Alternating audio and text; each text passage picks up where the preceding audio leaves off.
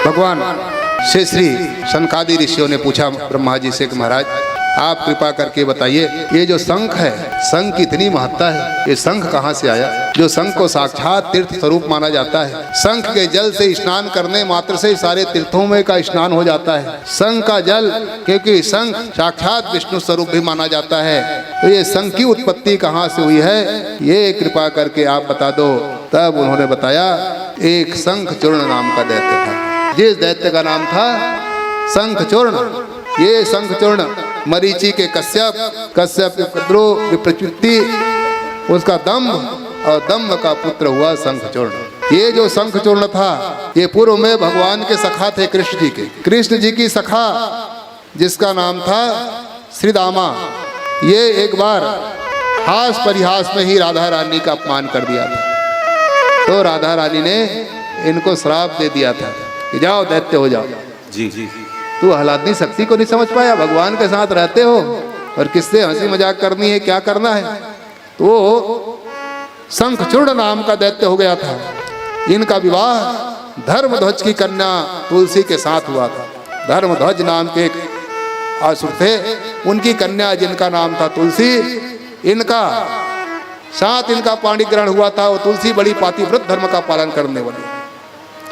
उन्होंने भगवान से मांग लिया था, महाराज जब तक के मैं पातिव्रत धर्म का पालन करूं, मेरे पति का कोई बाल वाका न कर पाए। आशीर्वाद उन्होंने प्राप्त कर लिया था और आराधना करता था। वो बहुत आराधना करने वाली, ध्यान करने वाली, पूजन करने वाली। इधर शंखचूर्ण जब बड़ा हो गया तो इन्होंने भी ब्रह्मा जी को तपस्या से प्रसन्न कर लिया और प्रसन्न करके इन्होंने कवच और कुंडल प्राप्त कर लिया और कहा, ये कवच कुंडल आज जब तक के मेरे पास रहेंगे तब तक के मुझको कोई ना मार पाए। तो दो तपस्या का बल, एक तो पत्नी के तपस्या और इनके तपस्या के बल से जितने देवता थे उनको परास्त करके विजय हो गया शंखचूर्ण। हाहाकार मचने लगा, देवता भागने लगे इधर उधर। अब कहे कौन इससे लड़े, कौन इनको मार पाएगा। सब लोग ब्रह्मा जी से कहा, ब्रह्मा जी ने कहा हमें तो आशीर्वाद दिए हैं, हम कैसे मारे। विष्णु भगवान से कहा, महाराज आप करो, आप मारो। भगवान विष्णु ने कहा, भाई आपने ऐसा आशीर्वाद दे दिया कि मरेंगे नहीं। कहा भगवान शंकर के पास गए, बोले बाबा आप। कहा भाई आप दोनों जब नहीं हो तो मेरे पास आते हो, ये मेरा चेला है, कैसे इनको मैं मारूं। उन्होंने कहा प्रभु अत्याचारी हो गया है, इसलिए आपको तो कुछ न कुछ उपाय करना पड़ेगा।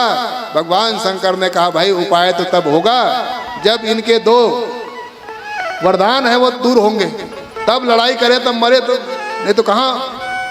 भगवान विष्णु से कहा, हे प्रभु ऐसा करो कि आप कुछ उपाय करो, उपाय करके हमारे लिए रास्ता बना दो। तब उन्होंने रास्ता बनाने का उपाय बताया और तुलसी के पास रूप बदल करके शंखचूर्ण का रूप बना के चला गया। शंखचूर्ण दिग्विजय के लिए निकला हुआ था, युद्ध के लिए निकला हुआ था। इधर भगवान विष्णु शंखचूर्ण का रूप बना लिया, रूप बना करके बाजे गाजे के साथ वापिस हो गया। ऐसे लगा जैसे रण में विजय होकर के उनके पतिदेव वापिस आ रहे हो। स्वागत सत्कार करके वो तुलसी घर में ले आई कि वाह प्रभु बहुत जल्दी विजय आपको मिल गया, असुरों आपने अपने दुश्मनों को जीत लिया। तिलक लगाया, घर में उनको रखा और जैसे घर में पूजन पाठ पति की तरह करने लगे, उसी समय जैसे ध्यान से देखा, ध्यान से देख करके समझ गई कि ये मेरे पति नहीं हो सकते, कि इनके हाव भाव कुछ अलग लग रहे हैं। परंतु पूजन पाठ अर्चना करने के कारण उनके पातिव्रत भंग हो गया और उधर युद्ध कर रहा था शंखचूर्ण। और जैसे युद्ध कर रहा था, युद्ध करते हुए उनकी जो शक्ति है कमजोर हो गई।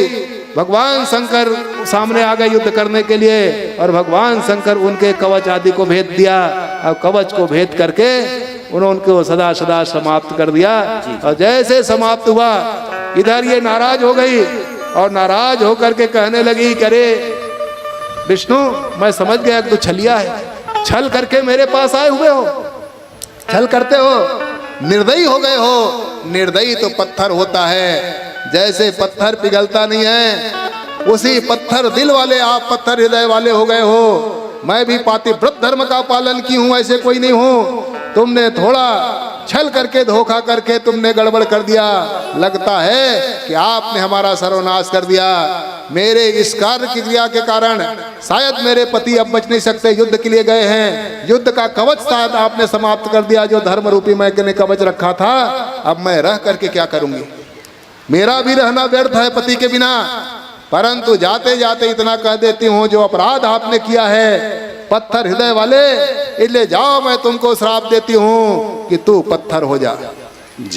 पत्थर की तरह तू समझे नहीं, और हमारा जीवन आपने नाश कर दिया, इसलिए पत्थर हो जाओ। जैसे उन्होंने पत्थर होने का श्राप दिया और श्राप होकर के वो समाप्त होने लगी। उन्होंने कहा, देवी इसलिए मैं नहीं आया हूँ छल करना। तो पूर्व जन्म में बड़ी तपस्या की थी और तपस्या करके तुमने मुझको आशीर्वाद मांगा था, प्रेम का वरदान तुमने मांगा था, मुझको प्राप्त करने के लिए तुमने कहा था। मैंने कहा था देवी इस समय अवसर नहीं है, जैसे अवसर आएगा तो ये प्रेम प्रदान मैं तुमको करूंगा, अपने आप में मैं समाहित कर लूंगा। ये वरदान मैंने तुमको दिया था, पर इस जन्म में तू भूल गई। अब भूलने के कारण इतना बड़ा श्राप तूने दे दिया। अब श्राप दे दिया तो दे दिया, तेरा श्राप मैं निष्फल नहीं होने दूंगा, चिंता मत कर। तो वही भगवान शालिग्राम हो गए, शालिग्राम का पत्थर, और वैसे वो जली राख हो गई योगाग्नि में। योगाग्नि में राख होते ही उसी के जो राख का ढेर था, उसी राख के ढेर से उनके जो बाल थे, उन्हीं बालों से तुलसी नाम का पौधा पैदा हो गया। और कह गए कि देवी तुमसे मैं बहुत स्नेह करता हूँ, प्रेम करता हूँ, तुमको छोड़ने वाला मैंने हूँ। ये शालिग्राम तो मैं बन गया, पर सदा सदा तुलसी मेरे साथ रहेगा। अगर जिस दिन तुलसी मुझसे उतर जाएगी, उसी दिन मेरे सिर में दर्द होने लगेगा। इसलिए सीधे ठाकुर जी के ऊपर सदा तुलसी निवास करती है। अगर तुलसी हटा दी जाती है तो कहते हैं शालिग्राम के सिर पे दर्द होने लगता है। सब फूल उतार दिए जाते हैं। रात्रि के समय में भी अगर फूल नहीं उतारे जाते तो बहुत पाप लगता है, पुण्य क्षय हो जाते। इसीलिए रात के समय भगवान से फूल उतारी जाती है। अगर रात के समय में फूल नहीं उतारोगे तो पुण्य क्षय हो जाता है, उससे पूजन करोगे सब पाप हो जाएगा उल्टा। इसलिए रात्रि के समय में पूजन के बाद फूल उतार देनी चाहिए, पर शालिग्राम से कभी तुलसी नहीं उतरती। रात में भी वो सदा तुलसी चढ़ी रहती है। इस तरह से उन्होंने आशीर्वाद उनको दे दिया, और दे करके भगवान स्वयं शालिग्राम में, और इधर भगवान शंकर इनको मारा, शंखचूर्ण को। शंखचूर्ण ने कहा, महाराज आप हमको कैसे मार सकते हो? मारना बहुत कठिन है, क्योंकि मैंने स्वयं तपस्या करके कवच हासिल किया है। मेरी पत्नी पातिव्रत धर्म का पालन करती है, मैं मर कैसे गया? बुद्धिमान था, समझ गया कि जरूर कोई न कोई हमारे साथ छल हुआ है। उन्होंने कहा, महाराज छल के द्वारा आप लोगों ने मिलकर के हमको मारे हो, इसीलिए हम आपसे ये वरदान मांगते हैं। भगवान शंकर ने कहा, भाई जो हो गया सो हो गया, क्या चाहते हो? उन्होंने कहा, महाराज मैं ऐसा चाहता हूँ कि सदा सदा मेरी पवित्रता बनी रहे, मेरा नाम सदा सदा स्मरण करे। विष्णु जी के साथ मिलकर के आप लोग मारे हो, इसलिए विष्णु के स्वरूप की भी हमको प्राप्ति होनी चाहिए। आप तो ही हैं, आपकी भी प्राप्ति हो जाए। तब भगवान शंकर ने आशीर्वाद दिया, चिंता मत करो, तुम्हारा जो हड्डी है यही हड्डी शंख का रूप धारण कर लेगा, और ये शंख साक्षात विष्णु के स्वरूप माने जाएंगे। और विष्णु के स्वरूप और तुम्हारे अंदर कोई जल भर के कोई सिंचन करेगा, वो साक्षात सारे तीर्थों में स्नान करने का फल प्राप्त कर लेगा। तो शंखचूर्ण की जो हड्डी है, उसी से नाना प्रकार के शंखों की उत्पत्ति हो गई। वो साक्षात तीर्थ स्वरूप माने जाते हैं। इस तरह से इन तीर्थों की उत्पत्ति और शंख आदि की उत्पत्ति भगवान की कृपा से हो गया।